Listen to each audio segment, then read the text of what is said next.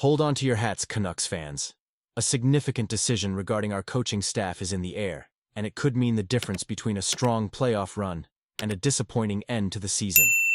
As speculation swirls around the future of our head coach, the excitement is palpable. Will the Canucks lock in their leader for another year? You definitely want to stick around for this one. Subscribe and like the video so you never miss out on the latest and greatest about the Vancouver Canucks.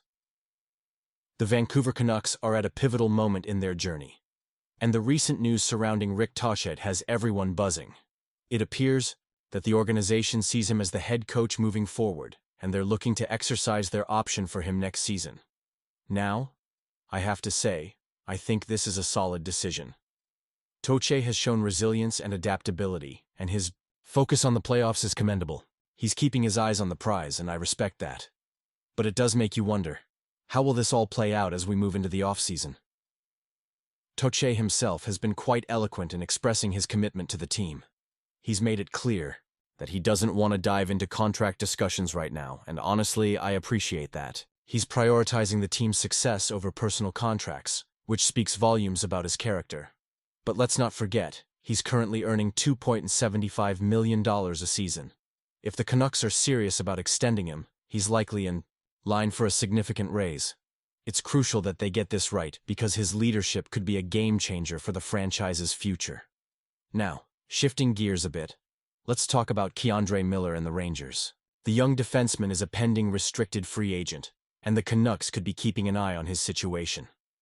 Miller's been solid, especially after forming a strong partnership with Will Borgen. If we take a page from the Rangers' book, I can't help but think about how the Canucks need to solidify their defensive lineup as well. Finding the right partner for Adam Fox was essential for the Rangers, and it's no different for our guys here in Vancouver. Speaking of partnerships, how great would it be for the Canucks to pair someone like Miller with a solid defensive player? He's an RFA, and while he's focused on improving his game, we know that the Canucks have to be strategic about their moves. They need a defender who can elevate the game of the players around him.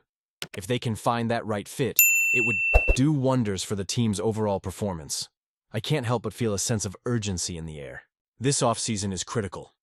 The Canucks have a chance to reshape their roster, and every decision counts. With players like Vladislav Gavrikov and Ivan Provorov lingering in free agency, the Canucks must act wisely. They need to think about how these choices will impact their chances next season. After all, we've seen what happens when teams miss out on key players. It can set them back for years.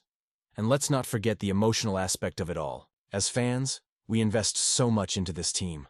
We dream of playoff success, of finally being a contender. The decisions made today will shape the future we all hope for. It's a fine line between rebuilding and competing, and this management team has to navigate it carefully. Now, I want to hear from you. Do you think exercising Tocchet's option is the best move? Honestly, I'm torn. On one hand, he's shown promise, but on the other, can we really afford to take that risk? And what about the potential moves in free agency? Are we doing enough to bolster our defense? I want to hear your thoughts on this. Join the debate in the comments section below. What are your expectations for the offseason? Are you optimistic about our chances moving forward? Or do you think we need to rethink our strategy? Your insights matter, and I want to dive into this conversation with you. As we dive into the latest developments surrounding our beloved Vancouver Canucks, it's hard not to feel a mix of excitement and cautious optimism. The 2022 draft class is starting to show signs that it could be a foundational piece of the team's future, and I'm here to break it down for you. First up is Jonathan Lekkerimaki, who, after a rocky start to his professional career, is starting to emerge as a legitimate NHL shooter. Remember when he struggled with injuries and inconsistent play last season? Fast forward to now, and it's clear he's turned a corner. His playoff performance last year was a glimpse of what he could be, culminating in a phenomenal season in the Swedish Hockey League, where he led all juniors with 19 goals and was named both Rookie of the Year and the Swedish Junior Hockey Player of the Year. Now he's made his way to North America, playing for the Abbotsford Canucks, and he's already scored his first 3 NHL goals this season. This kid is showing us he's got the potential to be a game changer. Sure, he's still adjusting to the pace and tight spaces of the NHL, but how can you not get excited about a player who's already being trusted on the power play?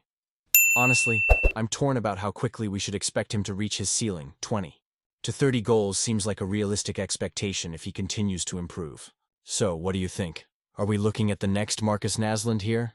Then there's Elias Pettersson, who's been quietly making a name for himself as a two-way defender. Drafted 65 spots after Lekkerimäki, Pettersson has quickly become a reliable presence on the blue line. He might not be flashy, but that's a good thing for a defenseman. His ability to make smart plays and his physicality stand out, and he's already taken on significant responsibilities, especially with Quinn Hughes sidelined. What impresses me the most is how seamlessly he's adapted to the NHL level. Being a young player, many might expect inconsistency, but Pettersson has shown maturity beyond his years. He's been a bright spot in what's been a somewhat turbulent season for the Canucks. It makes me wonder, can we trust this kid to be a cornerstone of the defense moving forward? I'd love to hear your thoughts on whether Pettersson is the kind of player we can build around in the long term. And let's not forget about Kirill Kudryavtsev, the 7th-round pick who seems to be carving out a solid niche in Abbotsford. While he hasn't hit the NHL ice just yet, his AHL performance has been impressive for a rookie. With 4 goals and 24 points already, coupled with a +13 rating, he's proving that late-round picks can indeed blossom into valuable assets. His hockey sense and decision-making have been praised, and it's exciting to think about how he could contribute to the Canucks in the future. What does it all mean for the Canucks moving forward? If Lekkerimäki, Pettersson, and Kudryavtsev continue to develop, we might just be looking at a new nucleus that could lead this team back to contention. It's encouraging to see that the scouting department's hard work in 2022 may pay off handsomely. But I have to ask, do you believe this is the right path? As a passionate fan, I'm hopeful, but I know better than to get too carried away. The road to success is often long and winding. So, what do you think about these young prospects? Do you believe they will be integral parts of our future success? I want to hear your opinions down below. If you're as excited about the future of the Canucks as I am, don't forget to like, share, and subscribe to this channel for all the latest updates. And make sure to activate that notification bell so you never miss an upload. Let's keep this conversation going. Go Canucks, go!